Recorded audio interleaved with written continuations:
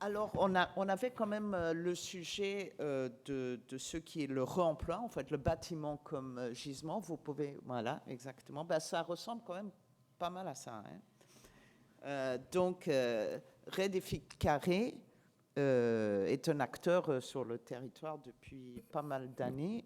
Et je remercie vraiment Valérie Descotes d'être avec nous pour regarder un peu la position de l'AMO dans cette gestion en fait de ce qui est ancien, le bâtiment comme gisement de matériel, mais pas que.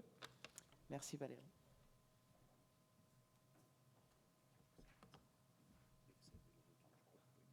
Merci. Bonjour à toutes, bonjour à tous. Donc, je suis Valérie Descotes, je suis architecte.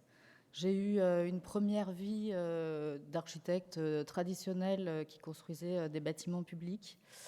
Et dans l'exercice de ma profession, je me suis rendu compte que très souvent, nous arrivions trop tard dans la conception des projets, que beaucoup de décisions avaient été prises avant, et notamment de décisions de démolir.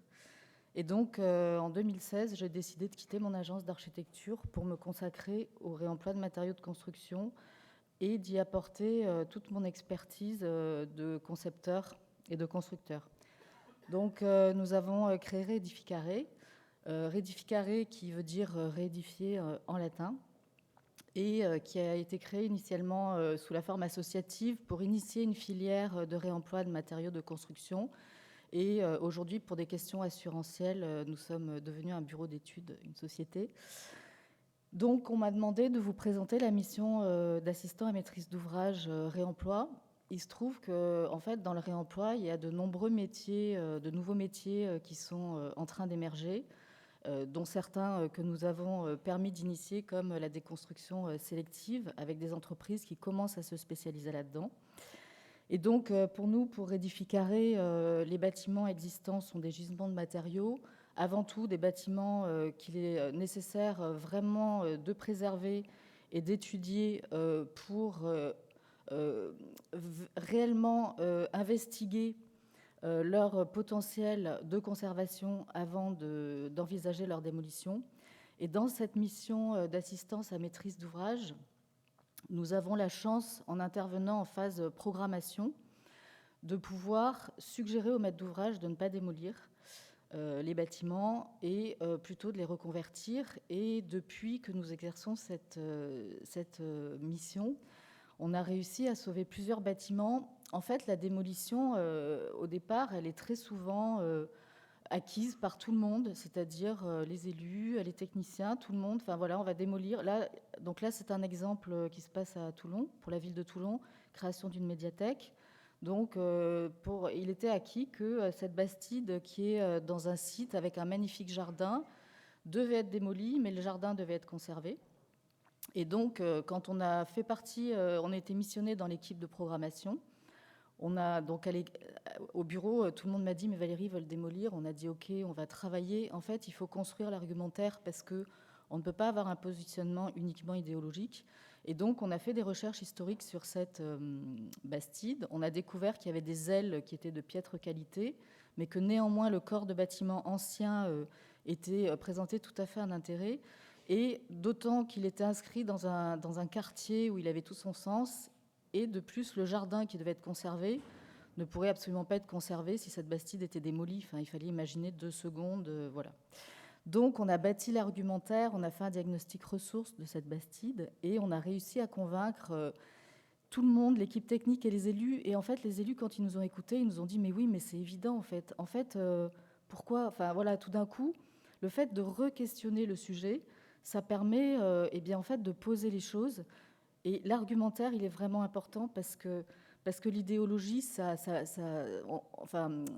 on est en rupture, en fait, quand on est dans un positionnement idéologique. Voilà, donc c'était ça dont je voulais vous parler. Donc là, c'est la Villa Marnata qu'on a réussi à sauver. Ensuite, on est assistant à maîtrise d'ouvrage depuis 4 ans sur le quartier d'Euroméditerranée. Donc il se trouve que c'est le plus grand quartier en rénovation en Europe aujourd'hui. Avec Euroméditerranée, on est rentré par la petite porte. On a postulé à un concours au départ en 2016 pour présenter cette démarche. Et on a eu un premier site expérimental qui a permis de montrer aux maîtres d'ouvrage l'intérêt du réemploi. Donc leur projet, sur ce site, c'est 480 hectares sur lesquels il va y avoir 106 000 mètres carrés de démolition. Et nous, donc il y a eu une mission suite à un premier chantier de déconstruction test qui leur a beaucoup plu.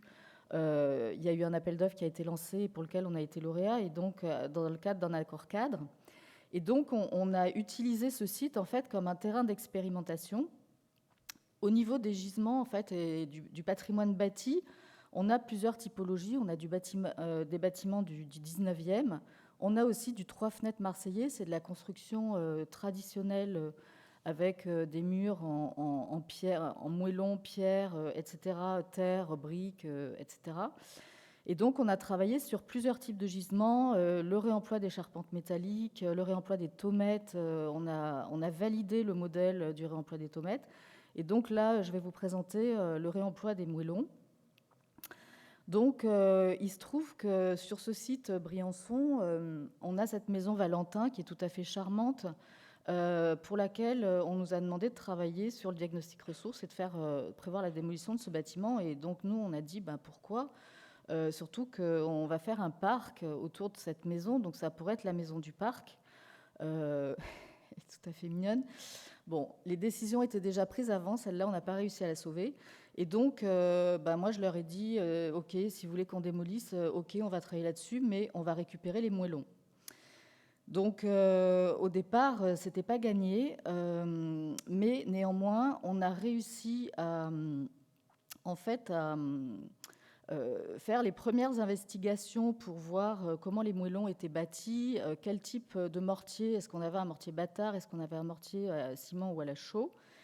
Et on a réussi à voir que le mortier bâtard était quand même majoritairement avec de la chaux, et donc on allait pouvoir relativement facilement récupérer ces moellons de ces bâtiments. Mais l'objectif, c'était de ne pas avoir de plus-value. Et donc, on ne pouvait pas se payer, dès le départ, le nettoyage des moellons pour les débarrasser de leur mortier. Et donc, on a cherché comment, avec des moyens mécaniques, en restant dans l'enveloppe initiale, on allait pouvoir nettoyer ces moellons.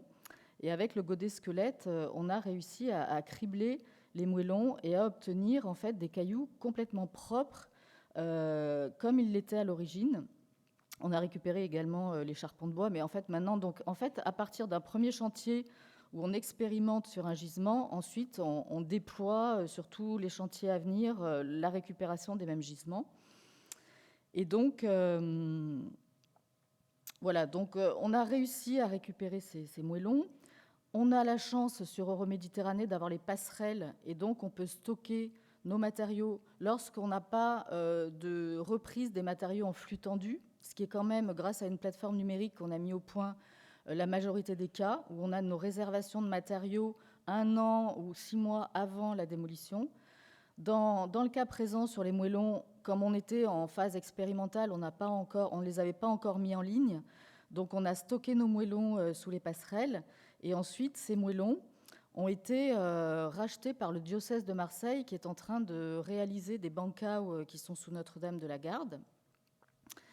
Et ils ont démoli les murs qui étaient réalisés en agglo et en béton de piètre qualité pour reconstruire tous leurs bancals en pierre sèche. Et aujourd'hui, on est en train de travailler avec les acteurs, avec les muraillers en pierre sèche pour leur fournir ces moellons. Donc voilà le mur qui a été reconstitué en pierre sèche avec les pierres qui étaient issues donc de la villa Valentin. Et en fait, le diocèse était tellement content du résultat et le murailler était tellement enchanté des gisements qu'ils ont inauguré le mur. Et en fait, ils ont fait une grande inauguration à laquelle on a été invité. Et ce que nous disait le murailler, c'est que la qualité de ces cailloux était bien supérieure à ceux qu'il arrive à récupérer aujourd'hui en carrière, parce qu'on arrive quand même en fin des carrières. Et donc, il était absolument ravi d'avoir pu bénéficier de ces moellons. Et aujourd'hui, nous, pour les questions financières qu'on va me poser, j'anticipe, on est arrivé sur l'opération à fournir ces moellons à 50% de la valeur à neuf des moellons qu'on peut acheter en carrière. Voilà. Donc, c'était l'expérimentation que je voulais vous présenter. Ah oui, j'ai pas fini. Pardon, en fait, j'ai pas fini. J'ai oublié le bilan. Donc le bilan, en fait, sur chaque opération, on fait un bilan et donc chaque fois on estime, on évalue le tonnage de déchets évités. Donc là, on est sur 104 tonnes de déchets évités. On est sur plus de 10 tonnes équivalent CO2 en économie carbone pour le réemploi de ces pierres. Et on a un bilan financier de 4 000 euros. Voilà, donc on rentre en fait dans les deux axes de la taxinomie européenne, atténuation du changement climatique et transition vers une économie circulaire. Voilà, merci.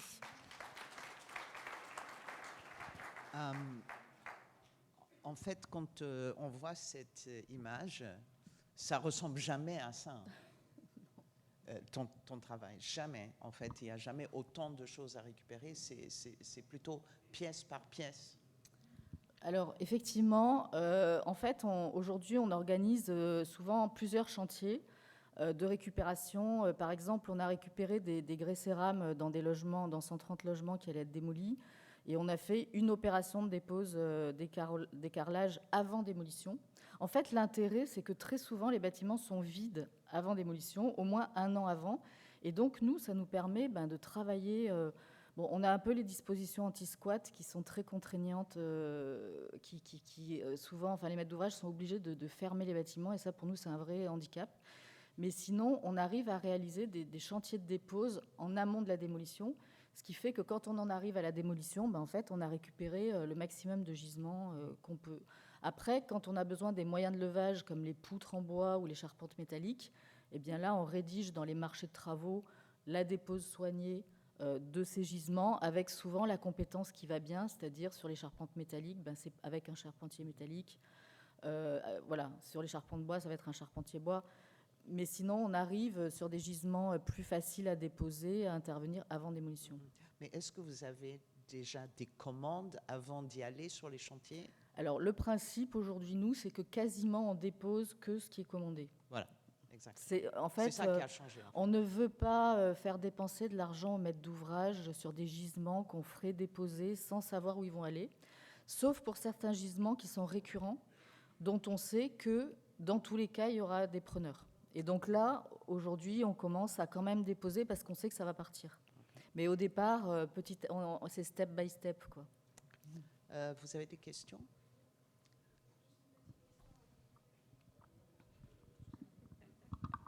Bonjour, Anna-Karine Quinto. Juste une question, quels sont les matériaux récurrents que vous récupérez ?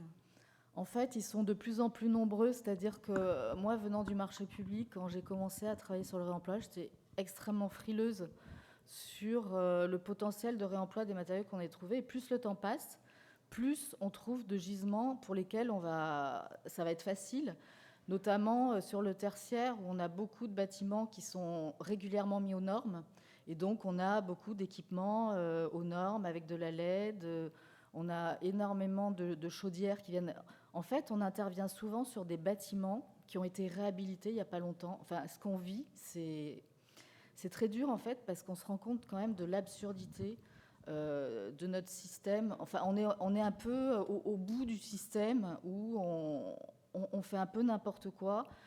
Démolir un bâtiment qu'on a réhabilité il y a 2 ans, c'est scandaleux. Bon, mais donc on arrive en fait au bout de ce système et aujourd'hui on récupère. Enfin, il y a plein de matériaux. En fait, quasiment tous les matériaux. Alors, ceux qu'on ne peut pas réemployer dans leur usage initial, on va en faire du détournement d'usage, par exemple sur les menuiseries extérieures, parce qu'on nous pose toujours cette question sur les menuiseries extérieures, c'est le plus compliqué.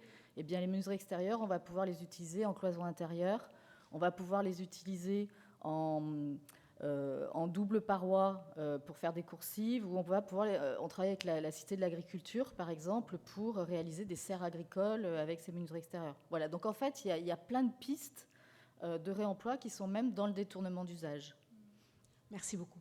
Merci beaucoup Valérie.